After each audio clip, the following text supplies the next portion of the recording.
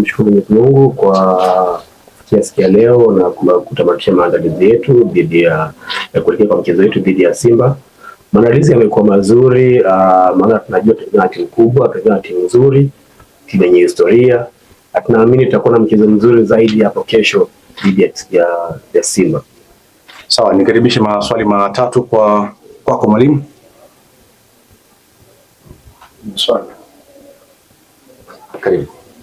Jitambulisha nani na unapiga media gani na swali lako? Naitwa Petro Mzigo natokea PMTV.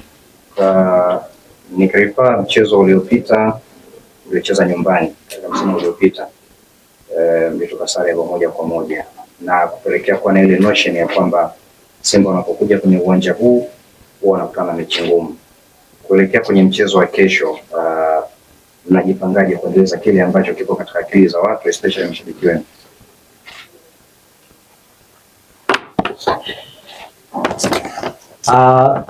Mimi kama mwalimu na timu kama Pamba, sisi hatufanyi mazoezi ya kukamia, maana tunajiandaa kukabiliana na timu yote ambayo itakuja mbele yetu. So hakuna kufanya mazoezi ya kukamia, tunajiandaa ili kukabiliana na timu yote ambayo inakuja mbele yetu, iwe ni Simba, iwe ni Dodoma Jiji, iwe ni Fountain Gate. Swali la pili kwa mwalimu.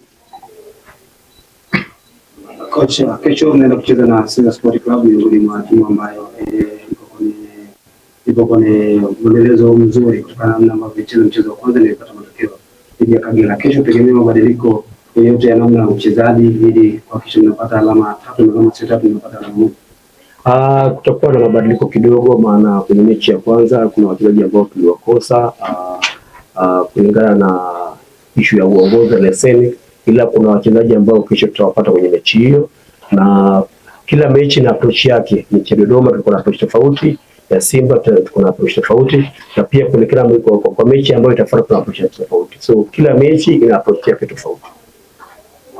Shukrani sana, ni karibisha swali la tatu na la mwisho tafadhali, naweza ili uweze kusikika kwenye mic. Asante. Mwalimu. Sawa, sauti.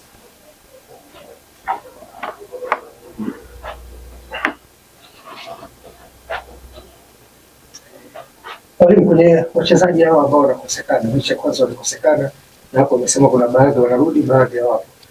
Nyinyi kama benchi la ufundi inawakata namna gani? Kwa sababu mnaajiriwa, viongozi wanakuwa wanahitaji matokeo.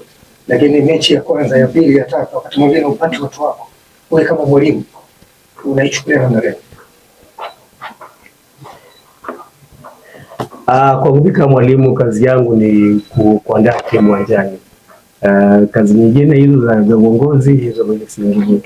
Kazi yangu ni kuandaa timu uwanjani ili wawe vizuri kiafya na waweze kuapproach team, waweze kupata matokeo.